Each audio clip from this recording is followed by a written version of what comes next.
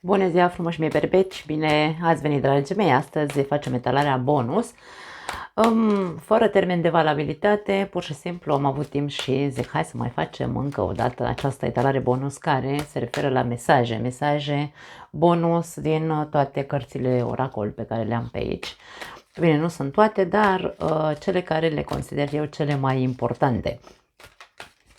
Așadar, această etalare este despre mesaje bonus pentru toți cei care aveți Soare, Luna, Ascendent sau Venus în Berbec, dar în același timp vă recomand să vedeți etalarea unde voi aveți Luna, Venus sau Ascendentul pentru a completa cât mai bine aceste mesaje care vor să mai vină către voi. Înainte să trecem la treabă, vreau să vă recomand să vedeți introducerea în astrologie, pentru că acolo nu vom vorbi despre hai să zicem așa, astrologie pur și simplu, ci este o astrologie tip psihologică, ca să putem să ne autocunoaștem din ce în ce mai bine și să ne, mai să zicem, să fim din ce în ce mai buni ca persoane, să zicem așa, da? Să ne dezvoltăm cât mai frumos.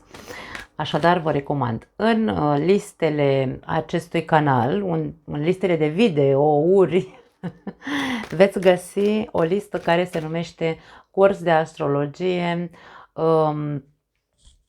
cum am pus? Curs de astrologie pentru autocunoaștere, ceva de genul, am pus titlul, nu mai știu exact, nu mi-am scris pe aici ca să am așa, ca la carte să spun cuvintele, dar intrați și vedeți acea primă introducere în astrologie, pentru că este baza, să spunem așa, în a ne cunoaște comportamentele, dacă vreți.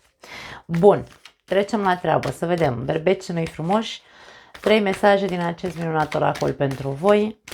Primul mesaj, rezistențe. Ai frâne, ce se întâmplă, berbecule? Responsabilitate. Și ultimul mesaj, protecție. Ești pe protecție. În momentul în care tu vezi acest video, ești așa cumva foarte, foarte în gardă. Da? Primii pași aici, pentru unii dintre voi e posibil să vorbim despre un nou început, un nou drum pe care ai pornit sau pe care vrei să-l pornești, dar încă ești un pic așa, hai să spunem, în gardă, pentru că nu știi care sunt cei mai buni pași pe care trebuie să-i faci, cum să-i faci și ești cumva reticent, îmi vine să spun. Nu e vorba despre o protecție care să te țină pe loc. Ești reticent, dar mie vine să spun prevăzător. Nu, prevăzător nu îmi sună românește. Nu. Cum se zice, Doamne? Precaut. Da, asta vreau să zic. Ești precaut. E foarte ok. Pentru că aici ne spune că faci acest nou drum pe care l-ai pornit, probabil cum e și în cazul meu cu astrologia, că vreau să vorbesc cu voi despre astrologie sau să vă dau informații pe care le dețin și eu, da, nu sunt astrolog, dar am un bagaj de informații astrologice foarte interesante care ne folosesc nouă și e vorba despre responsabilitate. Dacă vrei sau ai pornit deja pe acest drum, ești atât de hotărât să faci lucrurile bine și îți asumi o responsabilitate foarte mare, probabil, și de aia ești atât de precaut. Este foarte ok. Da, mesajele sunt unele, eu aș spune că sunt mesaje care ne arată că ești ok, ești pe drumul, pe drumul bun, să zicem așa, și atitudinea ta este una foarte bună, îmi vine să spun. Da? Aici cu mesajul responsabilității. Indiferent că poate aici mesajul cu rezistența și protecție, poate de ce nu, vorbim de anumite temeri pe care le ai pe acest nou drum, dar dacă ești responsabil sau te responsabilizezi în totalitate de fiecare acel mic pas pe care trebuie să-l faci, indiferent că în momentul de față nu știi care e următorul pas sau cum să-l faci, nu are importanță. Important, stâlpul, îmi vine să spun aici, este să nu rămâi pe loc, da? Din cauza temerilor, să mergi mai departe pe acest drum, dar să îți asumi tot ceea ce să-ți asumi tot ceea ce zici, tot ceea ce faci, pentru că responsabilitatea ne arată într-un fel sau altul seriozitatea cu care facem, să zicem așa, seriozitatea pe care ne o asumăm când facem ceva nou, îmi vine să zic aici. E vorba de ceva nou pentru unii dintre voi. Hai să vedem din acest minunat oracol care are de văzut, să zicem așa, cu sănătatea, dar sănătatea în totalitatea ei, da? Sănătate psihologică, fizică, a sărit unul, vom lua, spirituală și așa mai departe. Și primul mesaj care a ieșit pentru tine este ai grijă de sănătatea ta fizică.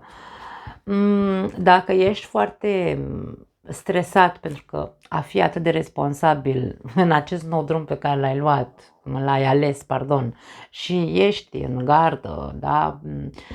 Și probabil că muncești foarte mult, ar putea să fie pentru unii dintre voi, poate nu ai grijă să mănânci la ore fixe, nu ai grijă de sănătatea ta într-un fel sau altul. Și aici îți spune să ai grijă, da?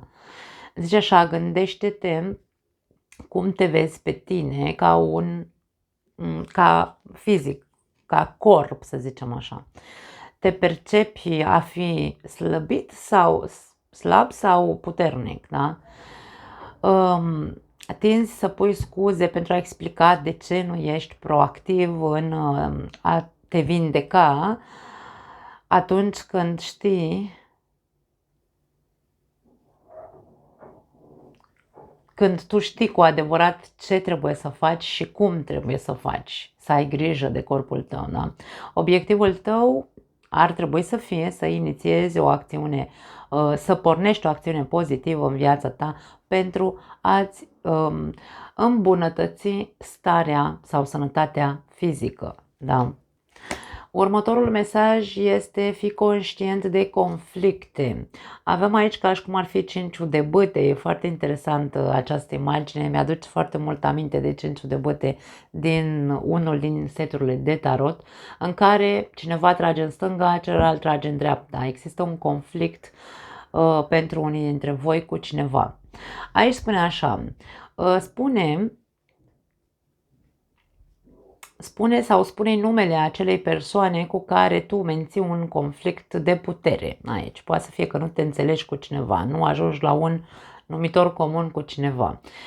Scrie sau descrie fă o descriere amănunțită a problemei sau a naturii acelei lupte, fără să arăți cu degetul într-un fel sau altul, da? Fără să judeci sau să încerci să cauți vinovați.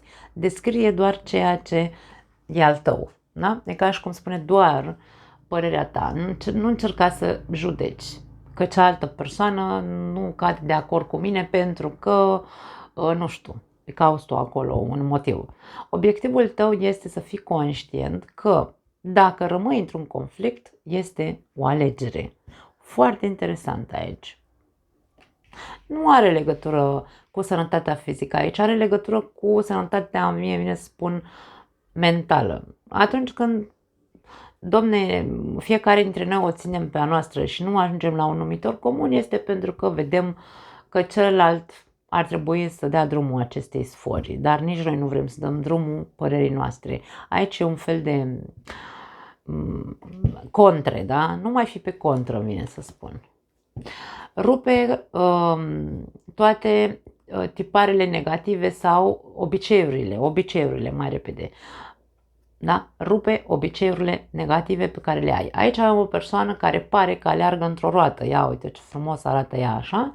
Și ca și cum ai niște obiceiuri proaste, vine să spun, și mesajul zice așa: fii conștient de o practică negativă care îți micșorează puterea și încearcă să schimbi această situație.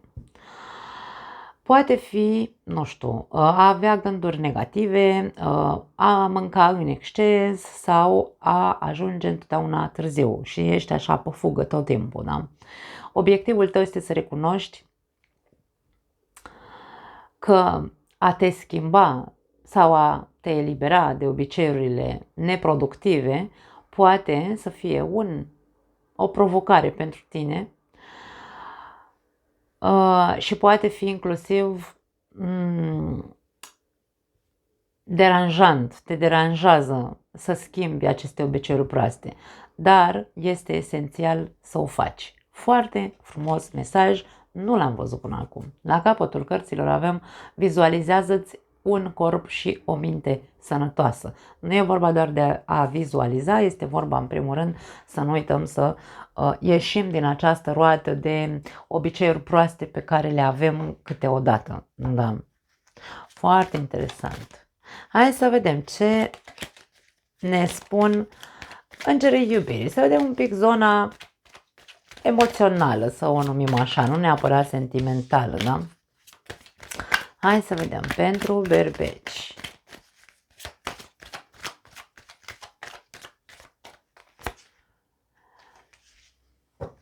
Foarte interesant aici. Avem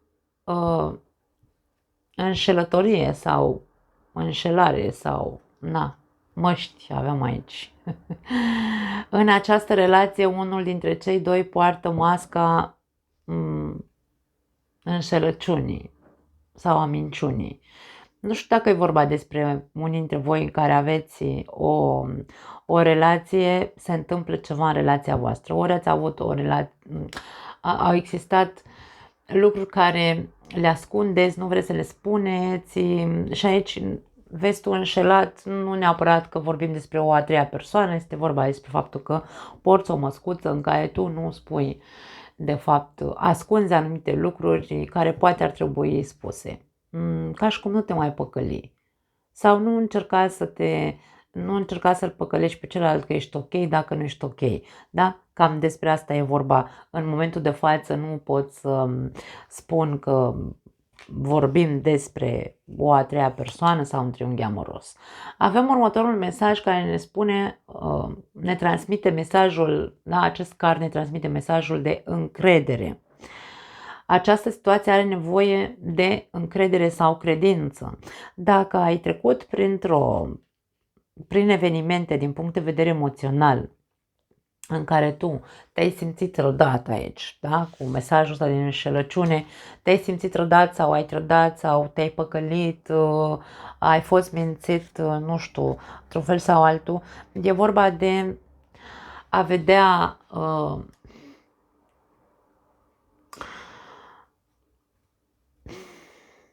că orice eveniment prin care trecem din punct de vedere emoțional și ne produce o stare, hai să zicem, dezamăgitoare, pentru că atunci când ne simțim păcăliți sau ne simțim trădați sau, nu știu,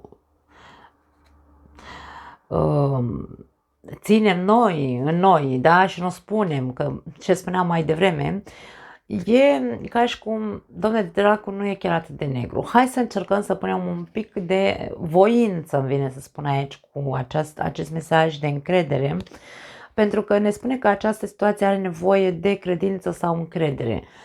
E ca și cum fii pozitiv, că tot ce s-a întâmplat, tot ce, nu știu, ți s-a părut ca o trădare, se poate remedia, îmi vine să spun.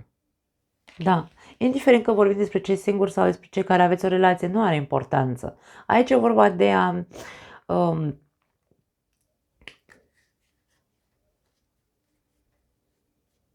crede că totul are rezolvare. În această viață, dragii mei, singurul lucru sigur e moartea. În rest, totul are o soluție. Asta simt să transmit aici. Lasă-ți prietenii să te ajute. Foarte interesant. Mie îmi place mesajul ăsta pentru că de foarte multe ori ne refugiem aici sub aceste măști. Din punct de vedere emoțional, ascundem lucruri, nu le spunem sau nu suntem pregătiți. Avem anumite reticențe, da? Pentru unii dintre voi aceste mesaje sunt legate foarte bine, la fel cum și data trecută când am făcut această etalare s-au legat foarte bine între ele toate mesajele. Aici ar putea să fie pentru unii dintre voi că aveți anumite rețineri în a spune anumite lucruri. Și aici avem următorul mesaj, responsabilitate, și aici avem încredere, credință. E ca și cum asumăți responsabilitatea și s-a așezat sub acest mesaj, da? Nimic nu e întâmplător, nici măcar în tarot. Asumă-ți responsabilitatea părții tale de, hai să zicem așa, de a acestui conflict, dacă vorbim de faptul că tu ai anumite rezistențe și nu spui și trăiești într-o relație în care probabil lucrurile nu funcționează cum ar trebui, unul trage în stânga, unul trage în dreapta și așa mai departe. Știm foarte bine unde se poate ajunge când o ținem fiecare pe a noastră. Poate are legătură, atenție, că unii dintre voi nu recunoașteți că v-ați delăsat. Da, mâncați aici urât și aici cu aceste obiceiuri proaste. Poate nu mai aveți,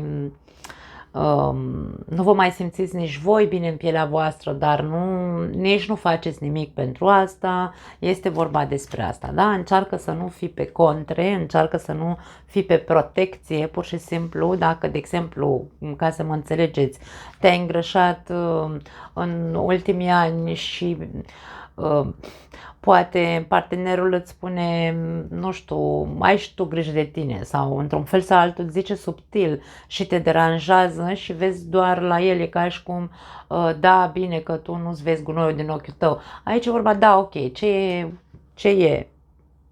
Realitatea e cum e.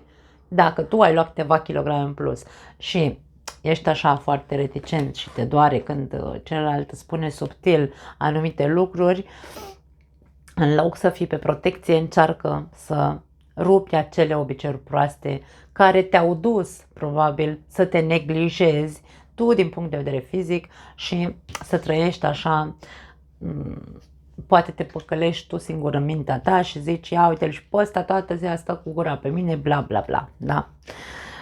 Fii tu cel responsabil, pune mâna și fă primii pași către a avea grijă de tine ca să te simți din nou bine în pielea ta, da? Și de ce nu lasă-ți prietenii să te ajute? Cere și acceptă ajutorul celorlalți. E foarte simplu, mesajul nu are nevoie de explicație. Meriți iubirea, ne spune aici acest mesaj la capătul cărților și spune, ești demn să fii iubit. Da, dacă tu, mai ales aici, nu te simți bine în pielea ta, că ai luat câteva kilograme sau, nu știu, ai obiceiul prost să fumezi 15 pachete de țigări pe zi sau să bei, nu știu, 3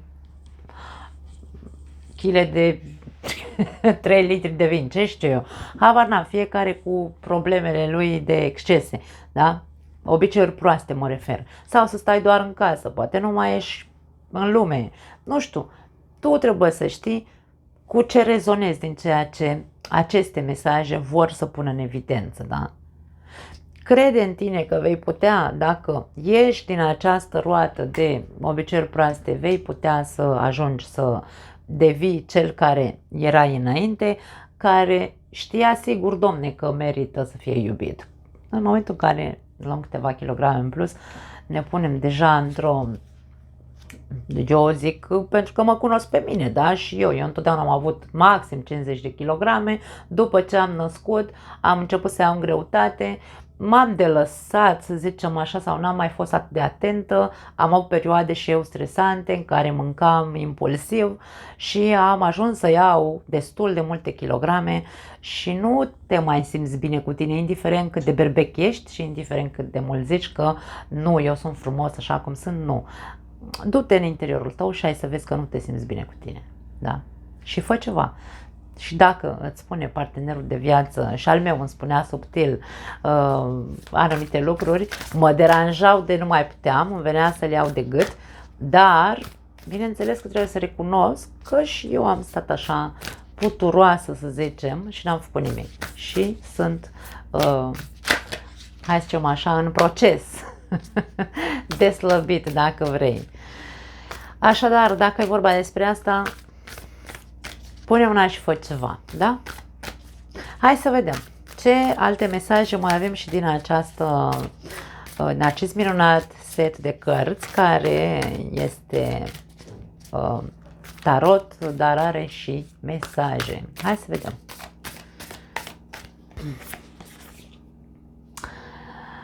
Avem Marele Preot aici, care vine cu următoarele mesaje.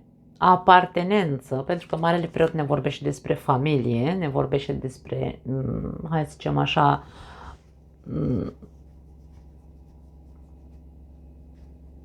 este reprezentantul celui care unește, face și desface Marele Preot, da? Poate să unească două persoane în căsnicie, poate să rupă, să zicem așa, într-un fel sau altul acea căsnicie. Este vorba despre sentimentul de apartenență. Tu simți că aparții unui nucleu sau nu? Caută acest aspect. Învățare, avem următorul mesaj. Marele Preot este aici îi se spune înțeleptul sau profesorul înțelept, mai repede spus. Și ne vorbește despre învățare. E momentul să învățăm să aparținem unui nucleu. E momentul să învățăm să fim în grup. Berbecul nu știe să fie în grup, e foarte individualist. El cu el și atât. Și uite, așa fuge prin viață, se duce, se tot duce. Da? Acum, berbecul ca energie, că nu suntem doar berbeci, suntem foarte multe alte energii pe harta noastră natală. Dar poate e momentul să începi să înveți să aparții unui grup de prieteni, unui grup ca nucleu familiar, unui grup, de ce nu, în care tu să ai grup de persoane care au grijă de sănătatea lor sau de corpul lor fizic și așa mai departe, da? Unui grup de la muncă, da? De ce nu? Noi suntem foarte sociabili, dragii mei. Noi berbecii suntem foarte sociabili, dar nu ne legăm. Nu ne legăm, suntem dezlipiți. Că suntem individualiști. Noi ne-am născut primii, ne-am născut singuri, ne naștem singuri și murim singuri. Berbecul știe asta, are implantat în subconștientul lui. Așadar, e momentul să începi să înveți să aparții unui grup și aici vorbim despre tradiții. Ultimul mesaj este tradiție. E ca și cum ți se spune, nu uita că vii de undeva, vii dintr-un grup, vii dintr-o familie, ai o tradiție, ai un mod de a gândi, ai un mod de a vedea viața într-un fel sau altul, dar e vorba de a integra tot ceea ce tu ești într-un grup. Învață să aparții unui nucleu, îmi vine să zic. Foarte interesant mesaje, dragii mei. Hai să vedem. Era să le amestec? Nu le amestecăm. Nu. Pajul de aer, pajul de spade îl avem aici, care vine cu următoarele mesaje. Adevăr, analiză și sinceritate. Ce vrei să-ți spun mai mult de atât? Este vorba despre a fi sincer, a fi... Berbecul e parolist, în general, da, e foarte sincer, dar sinceritatea, atenție, că poate face foarte mult rău. E ca și cum aici a fi analitic, fii atent la tine când spui niște lucruri, pentru că acest mesaj s-a așezat aici, da, pe această coloană, cu încrederea sau credința că totul se poate rezolva, cu acest conflict cu persoana cu care tu încă ai așa ceva de împărțit și nu lăsați niciunul garda, să zicem așa, nu lăsați de la voi niciunul dintre voi. Și aici e vorba despre a analiza. Fii analitic, da, analizează acele conflicte sau situații care vin în viața ta și indiferent că îți vine să spui anumite lucruri tăioase, pentru că spada înseamnă cuvinte tăioase, trece prin filtrul minții tale, da? Trece prin filtru și vezi dacă nu cumva spui lucrurile sau ești și tu foarte dur sau mult prea dur decât ar trebui. În primul și în primul rând este foarte ok să fii sincer, dar trebuie să știm când să fim sinceri și asta am vorbit exact și în acel video despre astrologie pe care vi-l recomandam mai devreme. Energia cu care tu intri în conflict este una de protecție, este una de eu am adevărul meu, o țin pe mea, analizează-te un pic, analizează-ți comportamentul, da? Aici îmi vine așa în minte fraza, pe cineva trebuie să o asculte. Când doi se ceartă, nu câștigă al treilea. Să zicem așa, că atunci când avem un conflict cu cineva și avem aici credință că putem să-l depășim, pentru că asta ni se cere în această literare, mesajele sunt centrate pe partea asta, nu? Când ești într-un conflict cu cineva, cel care renunță, e ca și cum te cerți doar dacă vrei. Asta era fraza care îmi venea în cap. Cine nu vrea să se certe, nu se ceartă. Sau, mă rog, cine vrea să rezolve o situație, nu se ceartă, nu mai ține pe a lui. Caută soluții. Și aici e vorba despre a căuta soluții, a analiza de ce trage în domne așa, ca fraierii, unul în stânga și unul în dreapta. Hai să fiu eu ăla inteligent, pentru că spada e inteligență, și să văd ce Dumnezeu pot eu să fac din partea mea, exact cum spunea acest mesaj, ca să dregem și să rezolvăm problemele dintre noi.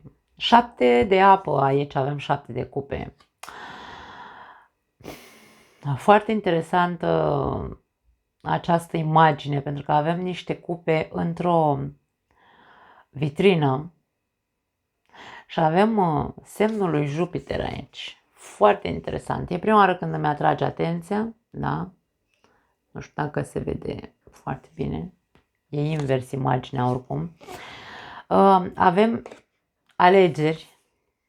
Mesajele din acest card sunt alegeri, procrastinare, și analiză în exces. Acest mesaj îmi lasă impresia că se leagă cu primele mesaje care au ieșit, în care am spus că tu ești pe un nou drum, poate din punct de vedere financiar, unii dintre voi, sau profesional, sau, nu știu, o nouă cale pe care ați pornit, dar care aveți anumite reticențe și așa mai departe, dar mesajul cu responsabilitatea este super ok acolo, da? Ideea care este, dacă aveți prea multe opțiuni, pentru că 7 de cupe întotdeauna ne provoacă o iluzie, pentru că avem multe opțiuni și nu știm, Doamne, pe ce drum o pornesc? Ce ar fi mai bine să fac? Cum ar fi mai bine să fac? Aici iluzia, dubiile, da?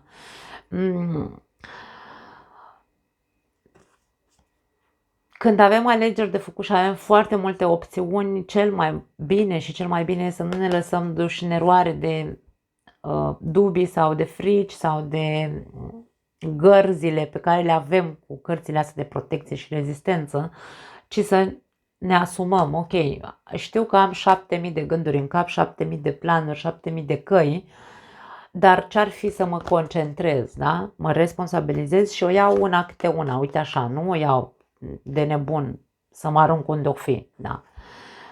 Procrastinare, este atunci când amânăm. E foarte important când avem foarte multe lucruri în cap, imaginația noastră este foarte, foarte activă, să nu amânăm, nu să ne aruncăm, să ne responsabilizăm, dar să nu amânăm foarte mult timp. Ne gândim, da, analizăm toate opțiunile, dăm pe o parte, dăm pe alta, pro, contra și așa mai departe. Și atunci, când ne asumăm, cum am zis la început, și zicem, ok, pornesc pe calea asta, în felul ăsta și așa mai departe, lucrurile trebuie să iasă, imposibil să nu iasă, da? Analiză în exces. Poate unii dintre voi de-aia și amânați, pentru că tot stați așa și priviți și parcă nu vă convinge, da? Despre asta e vorba când avem dubii. Nu vă convinge care este calea. Încercați să fiți cât mai, mie vine să spun, flexibili. Pentru că avem semnul lui Jupiter, după cum am spus aici. Jupiter este o planetă care ne activează foarte tare și ne pune să mergem pe repede înainte. Este foarte nerăbdător ceea ce simțim, că vrem să se întâmple repede, dar aici este invers. Responsabilitatea aici este cuvântul lui Saturn în care trebuie să ne ținem sub control acel impuls de vreau să se întâmple, dacă se putea ieri, că e foarte tipic berbecului, da? Lipsa răbdării, și aici cu Jupiter din ce în ce mai mult, aș spune. La capătul cărților aici avem 10 de aer, 10 de spade, da? 10, numărul 10 în tarot reprezintă un final, e ca și cum e momentul să se termine ceva în viața ta. Ceva dureros e, ca și cum 10 de spade este ca și cum atunci când te simți strădat, atunci când simți că nimic nu-ți merge bine în viață, că te împiedici și chestii de genul ăsta, da? Finaluri avem aici, primul mesaj, recuperare și libertate, da? Deci aici e vorba despre a finaliza un proces sau o situație care îți provoacă durere, în care tu, bineînțeles, nu mai este cazul să stai, este cazul să pornești la drum, dar într-un mod responsabil, de ce nu având grijă de fiecare pas pe care îl dai, analizând situația și învățând să fii acel profesor înțelept, îmi vine să spun, pentru tine, nu pentru alții, în primul rând pentru tine. Foarte frumoasă etalare, dragii mei! Ce să zic, mesaje minunate pentru voi, vă pup, nu mai am altceva. Ne vedem în următoarea etalare. Ciao!